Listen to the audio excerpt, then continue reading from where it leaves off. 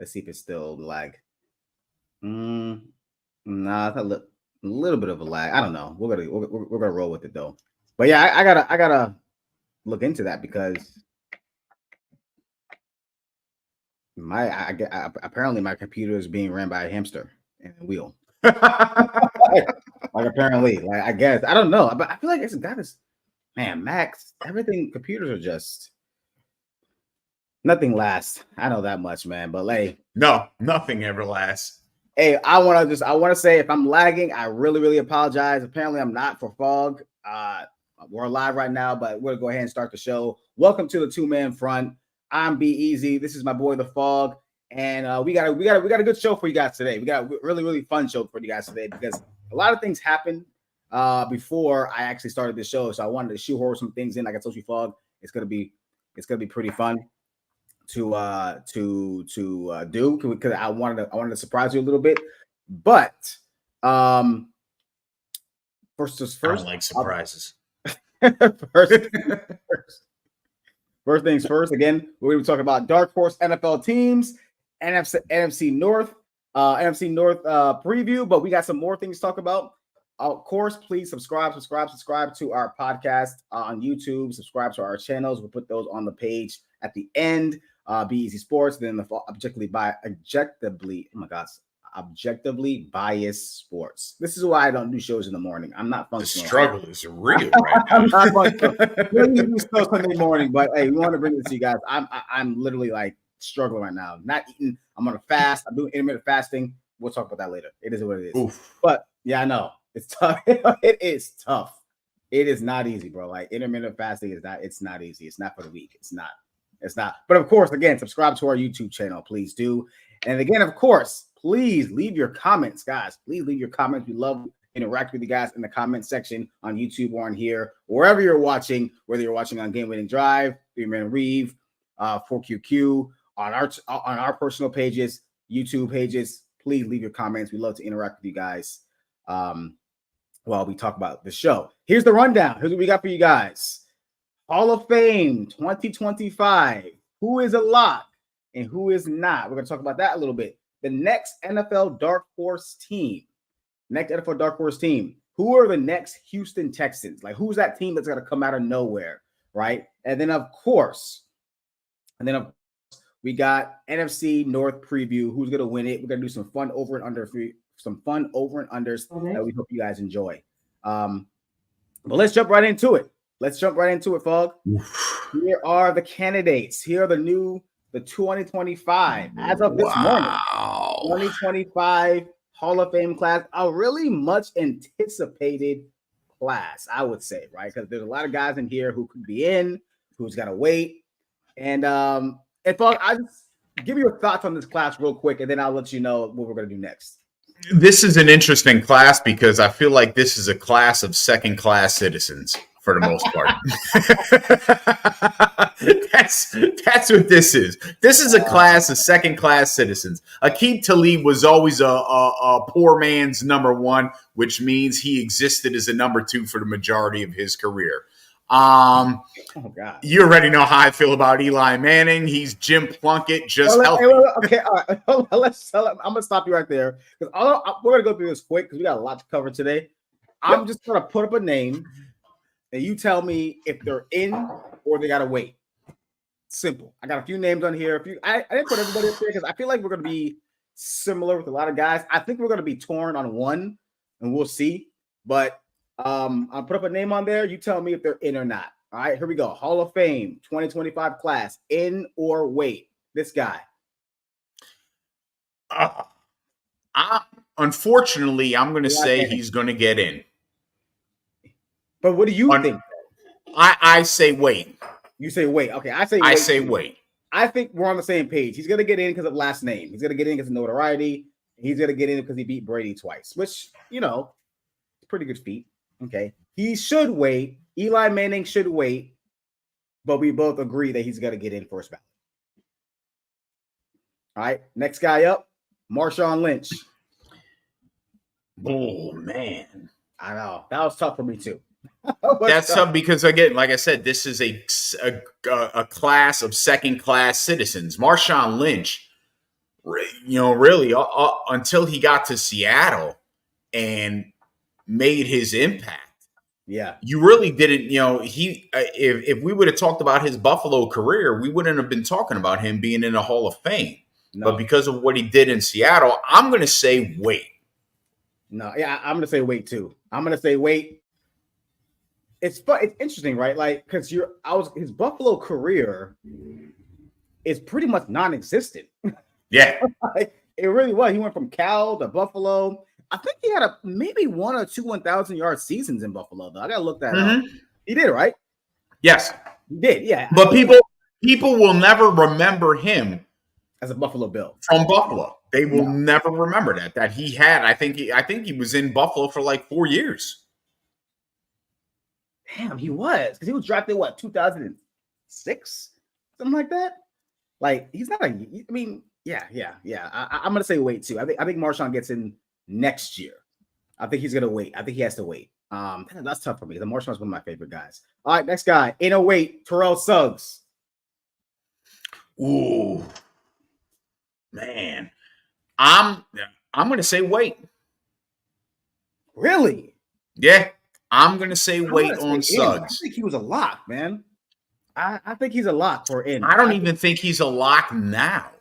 Like I said, just looking at who's up on the screen right now for everybody, I would take Suggs over Eli Manning, but I think Eli Manning's going to get in. Man, that's that's I ain't gonna lie to you. That's tough. That's tough. I think okay. So we're different. I thought we were going to be all the same. But look, Suggs is probably the one guy that I'm looking at out of this entire group where it's like, I don't want to say wait, but I feel like, I feel like there's only 2 locks in here for me. 2, maybe potentially 3, but there's only 2 locks on what we're looking at right now for me. See, I said, I think there's 3 locks and maybe 2. Maybe 2, because I'm kind of iffy on 1, but we'll keep going. I think we're going to be on the same page with one of these guys who I have coming up next. I think Suggs is a lock in. He was one of my 3 guys who I think lock. Suggs is it. I think he's one of the best. I think he's one of the best linebackers of his era. Like I do. I feel like he out of my two locks. If I had to say the third guy that I would consider he could be a lock, it would have been Suggs. Suggs was the next guy right there behind these other 2 individuals. Okay. Fair enough. No. Fair enough. All right. In a wait, this guy, Luke Kuechly. He's got to wait. He's got to wait? Yeah, he's got to wait.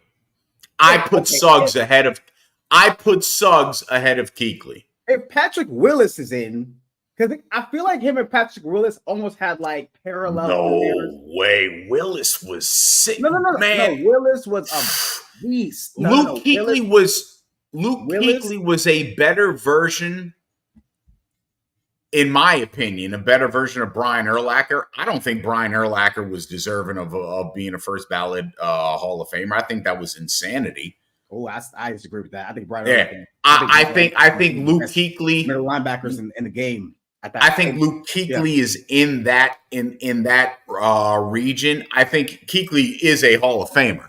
At the end of the day, I think he's a Hall of Famer. But for me, I would probably make him wait.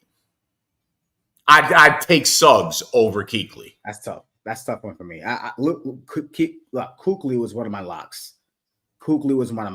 Like, I think Luke Kuechly during that time period of linebackers from like 2010 to maybe 2008 to 15. He was up there with the Patrick Willises. He was up there with the Ahmad. And I just couldn't go. Willis was so head and shoulders above everybody else. No. I'm not. Look. Willis was a beast. Like for 10 years, he was just, since the day he entered the NFL and the day he left, he was just that dude. I'm not saying Kuechly's on that level. I just think he was around that. He was in that space with Navarro Bowman, Patrick Willis. And I will say this, we got to actually also add that Luke Kuechly anchored that 2015 team defensively. Yes, he did. He absolutely did. When they went to the Super Bowl, right, with Cam Newton. So we always forget about that. He absolutely did. They went 15-1. And obviously, but you need a defense to go 15-1. So you might fuck around and change my mind on Kuechly right now. I think I might have to go with you on this because we forgot about Luke Kuechly in terms of that Super Bowl run. But damn, if I change my mind on that, then Suggs got to get in too because I think Suggs was a better linebacker than Kuechly. No, I agree with that. I agree. Yeah, these are my two locks. Those are my two locks. My other lock is this guy, but honestly, I see his name, and now I think I want to make him wait because I just thought about something. But how about this man right here? Here we go. Adam Vinatieri. That's one of my locks. The guy was one of the greatest. Okay. Yeah. Okay. Adam Vinatieri is synonymous with winning. But yes, you're right about that. He is synonymous with winning. You can make the argument that there would be no aura of Tom Brady if he doesn't make those kicks, right? There wouldn't be Tom Brady. Like let's real. Tom Brady may have how many Super Bowls does Tom Brady not have if Adam Vinatieri doesn't make those kicks? Like what? Yeah, because how many Super Bowls did the Patriots win by less than 6 points? Think about it. The first one, the Rams, it was the field goals were extremely important, and also Adam Vinatieri was the best kicker. And between him and who the fuck was that guy from Baltimore? Oh, Justin Tuck. Yeah.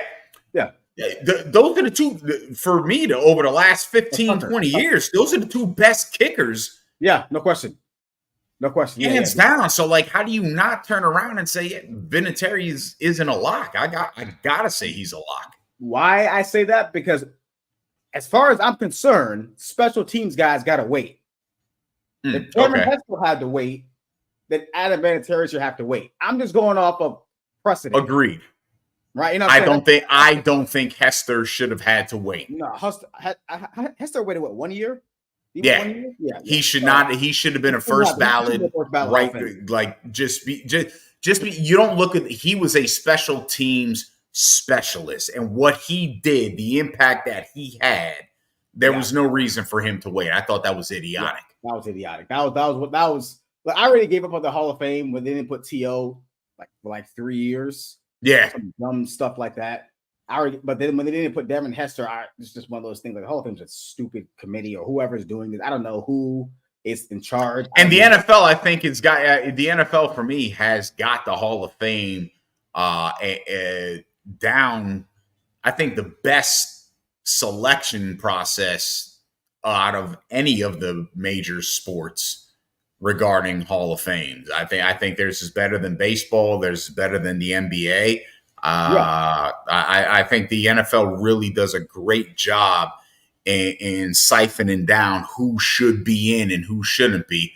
But I also know that, again, there's unfortunately writers there and people that are voting for the Hall of Fame that probably shouldn't be. And the bias slowly seeps in there. It does. No, I agree. I agree. That's why I don't know. The Hall of Fame to me, when it comes to the NFL, it's very dodgy. I was at best, but yeah, I think Adam Vinatieri needs to wait. I think only because of the precedent. And if Devin Hester got in first bat last year, I'd be like, yeah, then okay, put it at him. Put him at him. You can make the argument Devin Hester was one of the best weapons the NFL's ever seen, and Adam Vinatieri is one of the best weapons for Patriots. So 100%. Yeah. So this is gonna be an interesting class. So I think the only one we were really kind of separate on really was maybe Terrell. Was it Kuechly? Kuechly, yeah, Luke Kuechly. Yeah, Luke Kuechly. Yeah. So I think, I think he gets in first ballot. I think he needs to get in first ballot. I do. I think he was consistently one of the best backers in the NFL. So, but we'll see. It's going to be an interesting class. Eli Manning. It's going to be a whole year of Eli Manning debating on whether he should get in. It's going to be outrage whether he gets in or not. Yeah, because if he doesn't get in, people are going to lose their shit. How can you not let a 2-time Super Bowl MVP who happened to only be a top 10 statistical quarterback one time in his entire career? Right. Crazy. Like this guy was in, like, when you name top 5 or top 10 quarterbacks, Eli Manning at any point in time during his career was never a top 5 mention ever. No. As a quarterback. So his TD to INT ratio, from what I remember, and it's off the top of my head, is like 2-1. Oh yeah, no, it's ridiculous. And in an era, in an era where it favored the quarterback, in a passing era where he still transitioned and it still favored the quarterback. Remember, rule changes started because of the greatest show on turf. They wanted more offense after the Rams 2000, 99 or 2000 Rams. Yeah. And everything started to change and become so quarterback friendly. Brett Favre's numbers got better as the rule changes occurred, as opposed to Brett Favre in the 90s to Brett Favre in the early 2000s. It was a different game. When you have the same touchdown and interception ratio as Dan Marino and you played in a more quarterback-friendly era, don't tell me you're a great quarterback or a Hall of Fame quarterback. Shit, you got to be kidding me. So because of the 2 Super Bowls and the 2 Super Bowl MVPs, which, by the way, I feel like the quarterback is always receives the benefit of the doubt when it comes to Super Bowl MVPs. Peyton Manning won a Super Bowl MVP, and it should have been Joseph Adai, and I forget who the other running back was during that Super Bowl against the Bears. They were the reasons why the Bears won the goddamn Super Bowl. It wasn't Peyton Manning. Dominique Rhodes, I think it was. Joseph Adai and Dominique Rhodes. Colts, yeah, Dominique Rhodes, yeah. Yeah. So, like, don't tell me that Peyton Manning deserves Super Bowl MVP for that one Super Bowl that the one Super Bowl that he won, where he actually participated, as opposed to the Denver Broncos Super Bowl. Don't tell me he was deserving of that MVP either. And I'm a Peyton Manning fan, but he shouldn't have won the MVP. He wasn't the reason why that team won. Not at all. I mean, there's a lot of the quarterback bias to Super Bowl MVP is very, very evident. It's just like I always felt like Jacoby Jones should have won the Super Bowl MVP over Joe Flacco. Yes, in the Super Bowl. It's just like I felt like, well, I mean, a quarterback didn't win the Super. A quarterback didn't win Russell Wilson didn't win the MVP, did he? I don't think so. No. It's Malcolm Smith. It's Malcolm Smith. No. It's Malcolm Smith. Yeah. Some Malcolm. Okay. Yeah, because I was about to say Percy Harvin should have won that Super Bowl MVP, in my opinion, during that game. But yeah, it's going to be an interesting topic. It's going to be an interesting topic, to say the least. Whether he gets in or whether he doesn't get in, it is going to be a polarizing conversation. It's going to be a very, very polarizing conversation. But let's go ahead and let him move on. Let's move on to another upstarting quarterback. And CJ Stroud and the Houston Texans shocked the world last year. They kind of came out of nowhere. Nobody knew this team was going to be what they were with head coach DeMeco Ryans, CJ Stroud at quarterback, CJ Anderson at linebacker, Nico Collins, Tank Dell. I mean, they were just a very, very formidable team. And they won a game. I forgot they won a game. So not only did they make the playoffs, they beat the Browns in the first round, albeit it was against Joe Flacco and the Browns. It was a backup quarterback, but still, the Houston Texans came out of nowhere and shocked everybody. So, Fogg, I ask you, who is this year's Houston Texans going to be? Who's going to be this year's NFL dark horse quarterback? A team that did not make the postseason last year, that nobody sees coming, that's going to shock the world this year and make a run. I have 2 teams in mind. One of the teams I don't think would be a shock if they did it. The other thing I think is going to blow people's minds, and I'm going to go with the Atlanta Falcons. I'm saying the Falcons, on paper, they've got one of the easiest schedules this year. So you take that, you take the fact that they've got a second-year guy in Drake London. You've got you got Kyle Pitts. You brought in Rondell Moore, the wide receiver from Arizona. You brought in Darnell Mooney. This team has a receiving core that will fit and work with Kirk Cousins. And you still got Bijan Robinson. Your offense is set for success. The offensive line, you've got a solid offensive line. They got a solid run blocking offensive line. From the defensive standpoint, your secondary, you got Jesse Bates III, who was a safety that I love out of from Cincinnati. AJ Terrell, I think, is going to be a solid cornerback there for them. You got Mike Hughes out of Detroit, I think Hughes came from. And then you still got a solid defensive line all through and through. I think the Atlanta Falcons are going to be that team that is going to come up and shock everybody this year. I really think Atlanta wins that division. You're on mute, bro. The NFC South, anyone's division to take at that point. I don't know who is going to win that division, honestly. I was very, very tempted to take the Panthers because I'm rooting for Bryce Young, but I'm not an idiot. But honestly, I like that one. I didn't think of the Falcons because like they pretty much kind of overhauled their team. Obviously, new coach, new quarterback. They had the weapons. Everybody was saying they were a quarterback away from being great.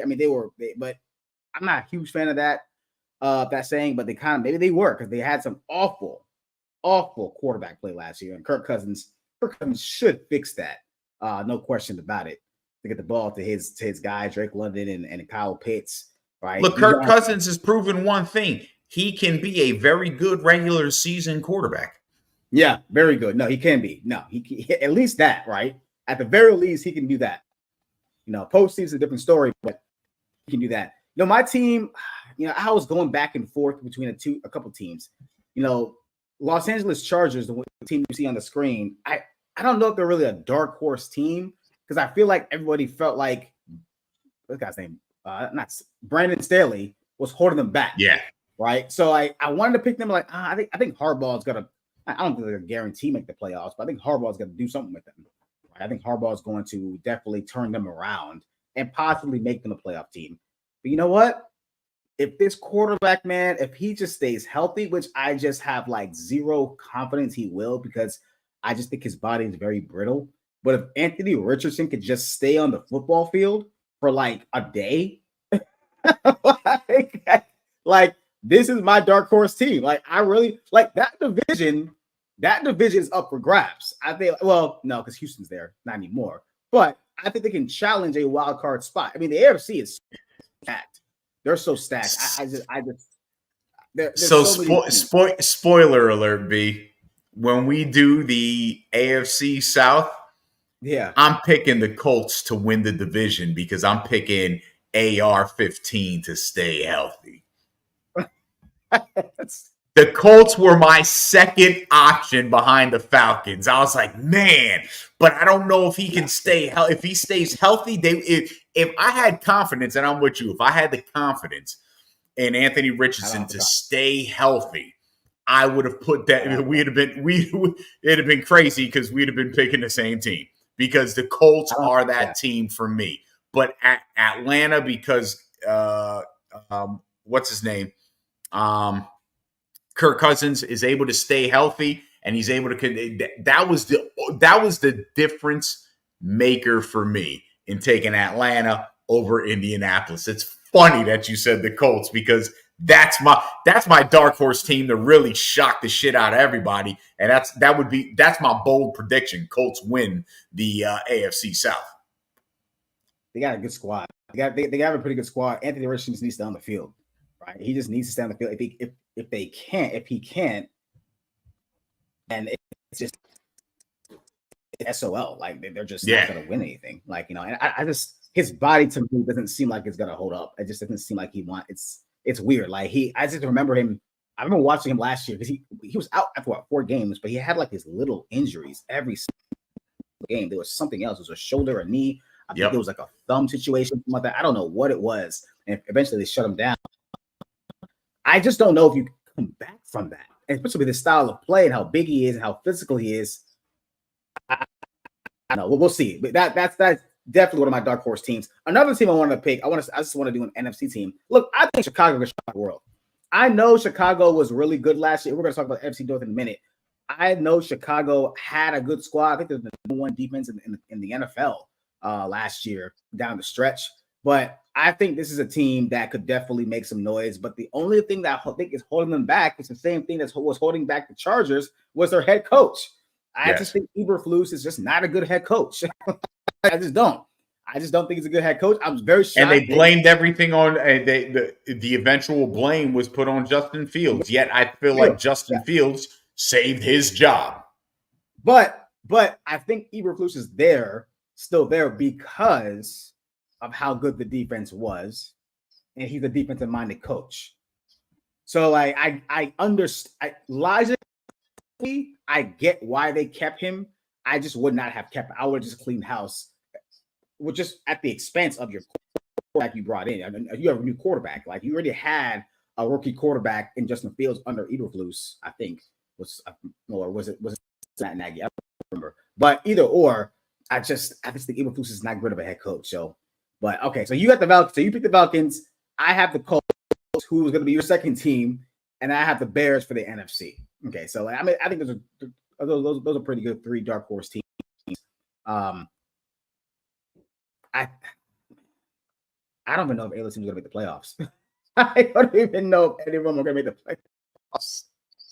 I don't even know, but if I had to choose one, I'll say Atlanta. I like your Atlanta pick. I think Atlanta. I think Atlanta's a good bet. I think Atlanta wins because they're in probably the worst division in football, just by default. Like by default, somebody has to win the damn division. So by default, but let's go ahead and move on. Speaking of the NFC North, speaking of that, let's talk about the NFC North real quick. NFC North predictions. The conference, man, or the division looks a little different, right? I mean, you got Caleb Williams coming in from USC, who's supposed to be the savior of the Chicago Bears. You got Sam Darnold and JJ McCarthy kind of battling out there to see who's going to be the quarterback for arguably the worst team in that division, right? And then you got the defending NFC North champions, the Detroit Lions, and Jared Goff and Matt Campbell. We'll see if they can repeat it. Then you got newly highly paid Jordan Love, who took his team to the playoffs and won a game in the Green Bay Packers. So this division is low key. It's better. Like I remember, like start of last year, this division was almost a laughing stock, but now it may be one of the better divisions in football, and especially based on the records last year. I didn't realize how tight this division was last year. Right? Yes. I mean, I know 7-10 isn't great, but Chicago Bears kind of made a pretty a run there at the end. Green Bay they made the playoff wild card team. They won a game against Dallas. I personally think they should have beat the Niners, but they were just doing really dumb stuff in that game. And then Detroit, who I also think should have beat the Niners, right? Won the division and won a couple games in the postseason. So, Fog, real quick before we get to our over-unders, what's your thought on this division? For me, I think the Packers are going to catch everybody off guard and win that division. I don't think it's far-fetched. I think the Bears are going to be a team that's going to compete. I think the Bears could, if Caleb Williams is really the truth, I think the Bears can actually compete for a playoff spot. Yep, I really do. I could see the Lions, the Packers, and the Bears fighting to make the playoffs. I really can see that happening. I think the Minnesota Vikings are going to be picking in the top 10 next year. I have no doubt in my mind about that. I think the Vikings are going to flop. Yeah. I think we're going to see a regression on Detroit. Remember, Detroit went 12-5 last year, B, and their defense was in the bottom third of the league. It was atrocious. Guess what? Their defense didn't get any better this offseason. No, they didn't get better. Their defense didn't get any better, and they still have a schedule that's going to be in the top 10 or top 15 as far as difficulty is concerned. Yeah. So, yeah, I think the youth and the newness of the Packers, I think that's going to drive that division. I think the Packers are going to be in the driver's seat in that division because I think the Packers, again, health-wise, they had issues, but if that team is healthy, both on paper, offensively and defensively, I think the Packers are the better overall team. I think the Lions or Bears may have a more explosive offense, in my opinion, but I think the Packers are the better overall team as currently constituted right now. Paul, I honestly believe, just listening to what you were saying, I honestly believe that the Bears can win this division because I think they have probably the most complete team. They probably have the most complete team offensively and defensively. The only thing that's going to get in their way is probably if Eberflus stays out of the way, right, in terms of the offense. But it's Caleb Williams' growing pains. Mm-hmm. That's pretty much it. It's Caleb Williams not reverting back to USC days, Caleb Williams, and taking what the defense gives him and not doing all these crazy plays. Like, this team is good. I was talking to somebody about this the other day. I can't remember a number one overall pick coming in to a better situation. I can't remember one number overall pick coming into a better situation. The Bears can win this thing, man. Caleb Williams just has to take what the defense gives him. Bro, I didn't even realize they signed DeAndre Swift. I just saw that. I don't know. So they have three really good wide receivers. DJ Moore and Rome Odunze is a rookie, and then they got Keenan Allen, another. Who's that tight end? Who's the tight end that Justin Fields really, really liked? Cole Kmet. Cole Kmet, right, dude? This team. No, they've definitely got a lineup, especially on that. That's why I said I think you look at the Bears and the Lions. They have, in my opinion, the best offensive setups. Yeah, no question about it. We're going to talk about some of the Bears' offensive, one of the Lions' offensive players. I agree with you with Detroit. I think they take a step back. They're not a dark horse anymore. They're not sneak up. They were kind of a dark horse last year. I don't think anybody saw them going 12-5. Hey, I picked them to win the division. Shit. Did you? Yes. I don't remember who I picked. I think maybe I picked Green Bay. I forget who I picked last year, but they're not surprised anymore. I'm gonna go ahead though. I'm gonna pick with my heart says Chicago, but my head is saying Green Bay. I think Green Bay is gonna win this division. I think they're gonna take it back. I think they have pretty good defense. Offensive line is pretty much intact. I think Jordan Love's gonna take a step forward this year. Again, I think he's gonna play well. He's one of my dark horse MVP candidates, to be honest. And yet you said he didn't deserve the money. That's crazy. Because he has the least amount of he's got the least resume. His resume is the smallest resume out of those guys that got the money. But had he had look, here's the thing. We talked about his first 5 games were just meh with almost trash, right? If he had if he was to start had 2 of those games were good and had the season and had the results he had at the back end, then he would have MVP. Probably would have won it. He probably would have won it because that's how good he was.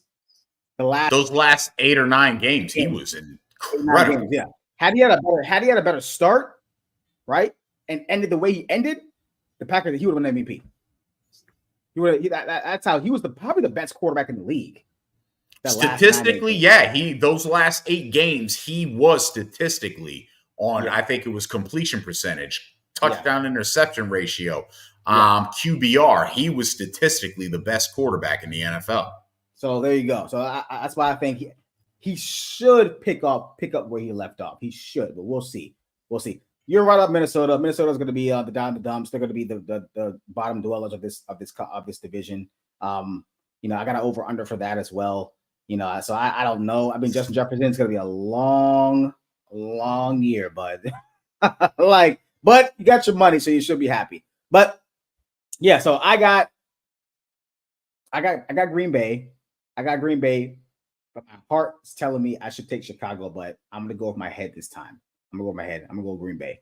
All right, let's do some quick over-unders, folks. Quick over-unders. And let's start with our boy Caleb Williams. Over-under. I put this on my page. It got a lot of mixed reviews, honestly.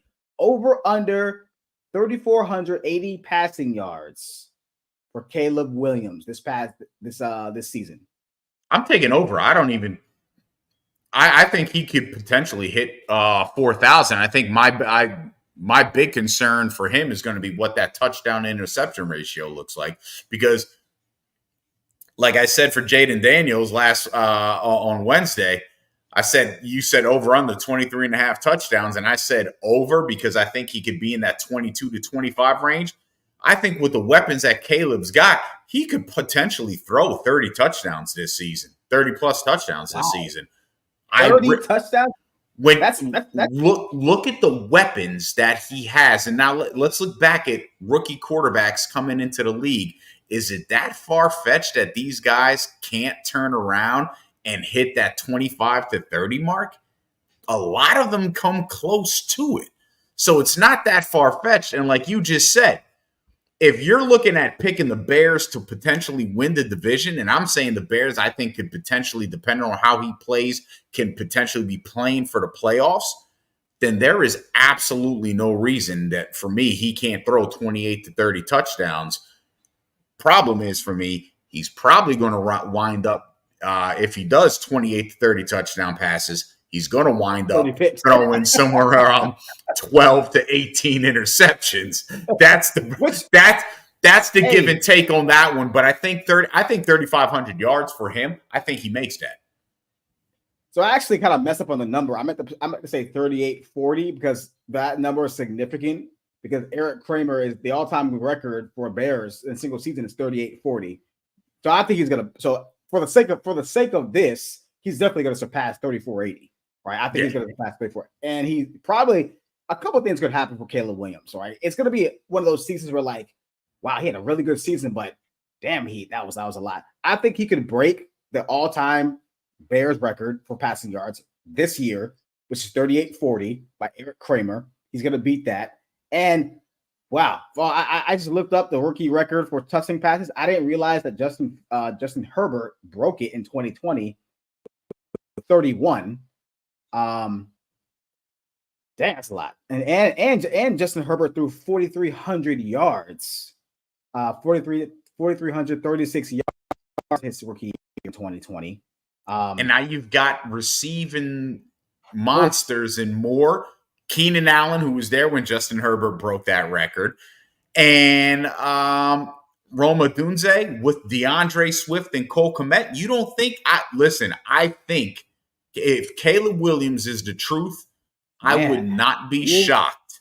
You might be onto something. You might be on. Look. I think if he throws for 30 plus touchdowns, not only the Bears going to make the playoffs, they're going to win the division. I think that's a driver's seat of winning the division because they have the defense as well. But also, man, like look, 31 and 18 as a touchdown interception ratio isn't horrible. It's not bad. That's not a horrible. If you have 31 touchdowns, you have 18 picks. That's not terrible, right? Think about it, though, B. Think about it. For him to do that, they're gonna be. You've got. They're playing 17 games. That extra game is an added bonus. Herbert broke that record, and they didn't have the 17-game season yet, if I'm not mistaken. Games, 2020, yeah.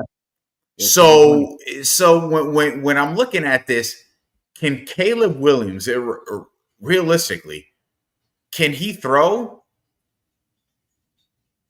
2 touchdowns, average 2 touchdowns per game? I don't think it's far-fetched with the staff, with the team that he has. Now that team. Yeah. I'm with you. Okay. I think it's gonna be over. I think it's gonna be over whether it was this number I put up or the number I wanted to put up, 38-40. Yeah, I might go back and I think 4,000 yards. I think he hits that. If he doesn't hit that, then the Bears failed miserably. And I'm with you. It's coaching. Coaching held it back, and they've got to eradicate the coaching staff. But we all know the brunt of the blame's going to go on Caleb Williams if he doesn't hit that. So, yeah. But all right, next one.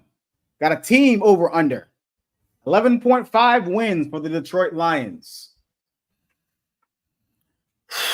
I'm saying they're taking a step back, so I'm going to take the under on this one. The under? Okay. Yeah. Okay. Yeah, I'm going to take the under. I can see between 10 and 11. I can see between 10 and 11. I think that's 1 to 2 games back. I still think the postseason. I think I'm going to say between 10 and 11. I wanted to say 9, but that would be a significant drop back. Like you go from 12 to 9. I mean, it's still possible. Like I said, that defense is not good. It's not good. No, it's not good at all. No. All right. Next one. You know what's funny about this? Remember I came into the draft saying that J.J. McCarthy was the best quarterback. Every day I feel like, damn, I'm not as confident. but you know what? I'm gonna keep my pick. I think J.J. McCarthy could become the best quarterback in this draft. Over under 8 starts this year for J.J. McCarthy. All signs point to Sam Darnold getting the nod, unless McCarthy just kills it at training camp. Fuck. You know what? I'm going to go bold and all out. I'm going to say McCarthy take the over. Over. Okay. I'm going to say take the. I just don't buy. Sam Darnold hasn't been able to do anything wherever he's gone. Yeah. And so if Justin Jefferson is not getting what he wants, I'm going to tell you right now, Justin Jefferson is going to be key in saying, hey, we're not getting anything out of this guy. And quite frankly, I don't believe you're going to get anything out of Sam Darnold at this point. I'm going to take the over. I say McCarthy. I still say that they're finishing dead last, but they're going to finish dead last for a reason. McCarthy's going to wind up coming in and probably taking the majority of the snaps because the team is going to look like shit, even with Sam Darnold there.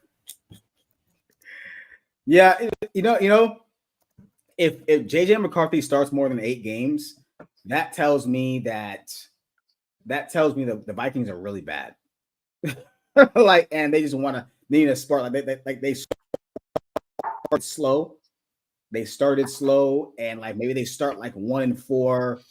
And I'm not sure when their bye week is, but I think that that's not a good sign for the Vikings. I think the Vikings in a perfect world would just like to sit McCarthy all year and then start him next year. But I think the Vikings would love this to be under. But I'm gonna go under.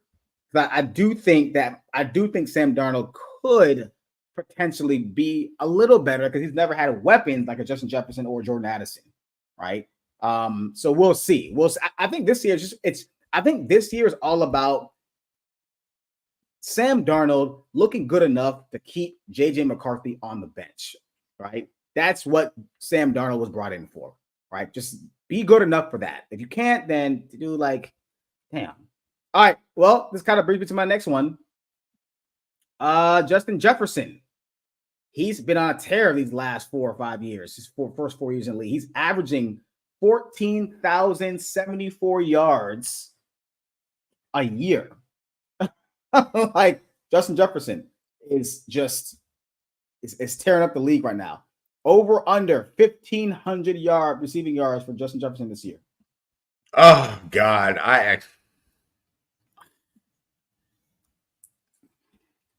I'm taking the under, man. Yeah, I'm taking the under. Last year, now granted, he got hurt last year, right?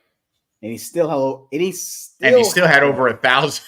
1,000 yards receiving in 9 starts. And that tells me this guy would have been around like 1,700 yards, like again. But quarterback change is tremendous, and you're going from a guy who, again, love him or hate him, Kirk Cousins epitomized consistency and in the regular season, and Cousins was consistently a statistical nightmare for people who hate Kirk Cousins because he was always a top 10 quarterback.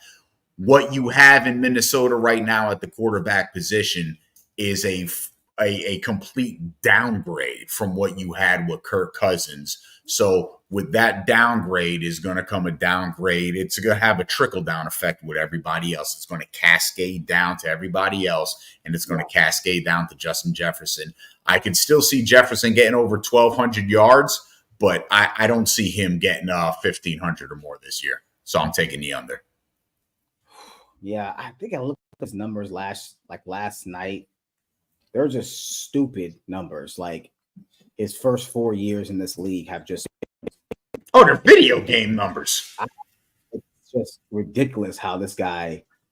Yeah, he's on a tear where I mean, yeah, it's wild. They're jaw dropping. They're really jaw dropping.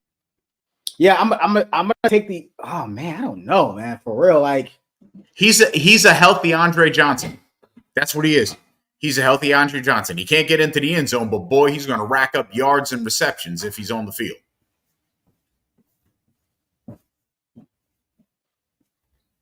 I'll take the under.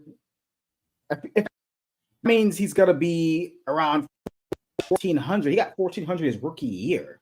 His most yards he's ever gotten was 1,809 in 2022. He would have probably surpassed 1,800. He just stayed healthy last year. This is crazy because he's committed every single year. You know what? I'm going to go over.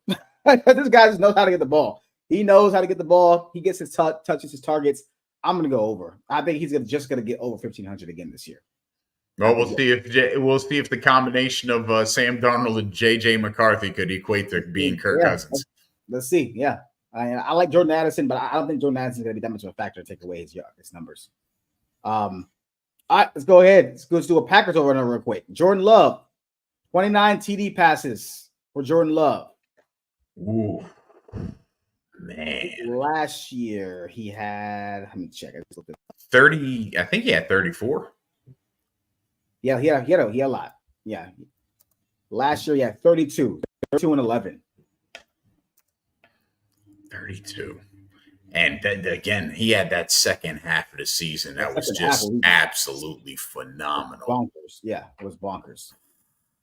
I saw the game log, and it was incredible.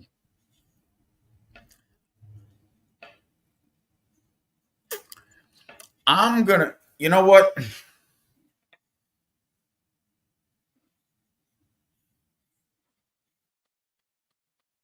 I'm gonna say under. Under? Okay. Yeah, I'm going to say under. There's enough tape on him. You're going to see the teams play them differently while I'm picking them to win the division.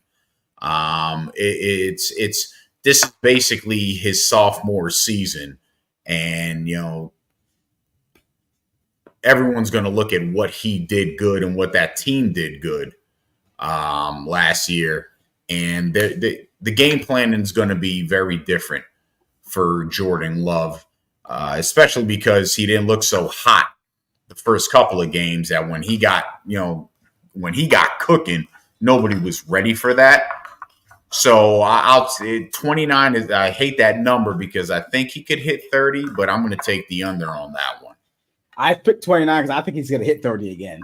I think he's going to hit 30. I think he hits 30, and if he cuts down on those interceptions to like 8, but he hits like 30, 32 again, I think we have an MVP. You have that touchdown interception ratio. If you could cut down on those picks and raise that touchdown number to like 31, 32, like match his touchdown number and drop those picks. I think he could be an MVP. So I'm gonna say over. I'm gonna say 30, because I do think that he's going to have a big year. I think he's gonna have another big year. I think he's legit. So I'm gonna say 30. I'm gonna say over. All right, last one. One of our favorite guys, Jahmyr Gibbs, had over 1,234. Oh, that didn't matter, right? Yeah, 1,234. Let me just double check. No, sorry. See, I knew it. See, 1,261 all-purpose yards last year, running on the ground and through the air. Jahmyr Gibbs, over under 1,250 all-purpose yards for the sophomore running back. Even though Detroit is going to regress, I think he is going to continue to progress. So I'm going to take the over on the 1,250. I wouldn't be shocked if he does 1,300. Wow. Yeah, it wouldn't be shocking. Remember, he wasn't a starter. Yeah. He wasn't a starter. He was worked into the offense, and he only played, I think, 14 or 15 games. Was Swift still there? No, Swift was with Philly. He was with Philly. Philly, right. Yeah. Swift was still with Philly, yeah. You're right. Yeah, he played with Jahmyr Gibbs. I think. Who the hell was their starting running back that time? Games. Oh, it was what's that guy's name? He played for the Bears. He was a Bear. David Montgomery. David Montgomery. 3 games. Yeah. Wow. Montgomery was the starting running back. And think about it. Gibbs only started 3 games. And he had 182 attempts, rushing attempts. He had 182. He had 71 targets through the air and 182 rushing attempts, and he wasn't starting. David Montgomery was a starting running back and had 219 rushing attempts. Jahmyr Gibbs is going to, I think he'll eclipse the 1,300 mark. So 1,250, I have no problem taking the over on that one. And like I said, this defense is not going to be good. They didn't get better. That offense is going to have a lot of opportunity. He's just really good, man. And you know, it's funny. I'm picking the over, by the way. I think you just convinced me. I think he can get that 1,300 mark. I think he could. I did. It's funny though. Remember when he was he like a top 10 pick? Was he like he was. I had him as the second best running back. In that running back class, and I was like, I couldn't believe he went as high as he did with Detroit. So he went 12. And you and I, a lot of people were like going crazy that because we were thinking that he was like a late round pick, late first round pick, maybe even a second round pick, and then they go with him at number 12.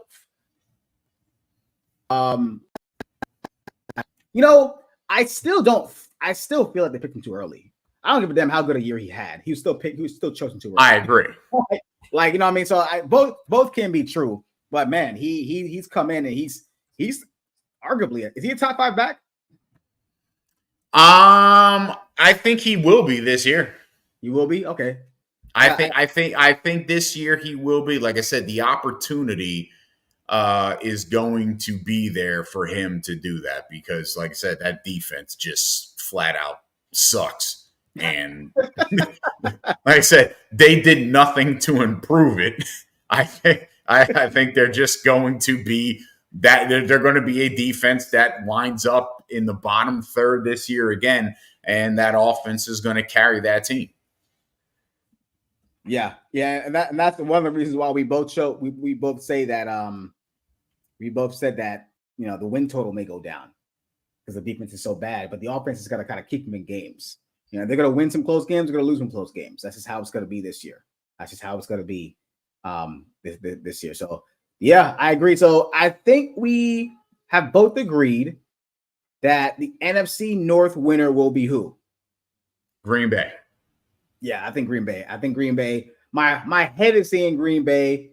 My heart is saying Chicago can just blitz the entire. And we both believe that too. So okay. So NFC North predictions. You're going Green Bay. I'm going Green Bay. And I think that's a popular pick. It sounds like a popular pick. So let's see what happens. Let's see what happens here.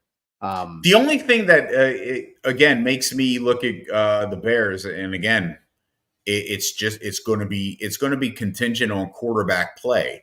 If Caleb Williams is the truth, and they could and the coaching staff doesn't fuck things up, they could win because again, on paper, the Bears have one of the easiest schedules as well. Yeah, they do. They're right there as well. And again, they had a pretty difficult schedule last season. What just average to mediocre quarterback play, and they finished 7-10. Yeah, no, I agree with that. I will put a little bit of onus on, or I guess like presumptuous onus on Caleb Williams, because I do think there's going to be growing pains. I do think there's going to be at times where he does too much. He's going to throw some stupid picks. I do think he's going to lose some games because of him, right? So because he's had at USC, that team was pretty stacked offensively, but never had a defense at USC. So I wonder how he's going to handle that. Like, okay, I don't need to do everything. My defense is pretty good. I don't need to, be Superman in this offense. Well, and how are they going to game plan with him? How are they going to bring him along? That's going to be the important piece, that's the way they bring him along. Yeah, this division is going to be interesting. This division, I mean, outside the Vikings, they're the bottom dwellers. 3 teams can easily win this division. So we're going to see 3 teams going to be the postseason from this division. If all goes well, right? If all goes to plan with the Packers, Bears, and Lions, 3 of these teams, the Vikings will be picking top 10 next year in the NFL draft. So we'll see what they do with that. But that's going to do it for us, man. Hell of a show, fun show. Hey, please, guys who are watching or who will watch later, don't forget to subscribe to our YouTube channel. We got some more. Thank you for guys. Thank you for those who did. And thank you for those who are subscribing and following our two-man front two-man front podcast on Facebook. We appreciate that. We got a lot of new ones this week, so we really appreciate that. And then of course, don't forget to follow our individual pages, BZ Sports. I got a video coming out today. And then of course, Objectively Biased Sports from the Fog. We put up great content every single week when we can. We really appreciate the love you guys show us there, man. But Fog, any last words for the NFC North? Vikings fans, you're going to be really disappointed this year. Just pack it up like the way Giants fans, we've been telling them for the last 3 seasons. Just pack up the season. You're not going to get anything. And I'm going to say, Bears fans, I think you finally found your franchise quarterback for years to come. You finally found your franchise quarterback for years to come, and Caleb Williams. So you guys should be excited. Win or lose, playoffs or no playoffs, it should be a fun year for you guys. I'm looking forward to watching. They haven't had a franchise quarterback, now that I think about it. Jim McMahon wasn't even a franchise quarterback. He just happened. He just happened. It's insane. It's really insane when you think about like how many quarterbacks this team has been through. It's unbelievable. Yeah. And wow, we're gonna find out. Yep. That does it for today. We'll be back next Wednesday with another division preview. And Fog, this is more the Fog. I'm BZ Sport, and we'll see you guys next week.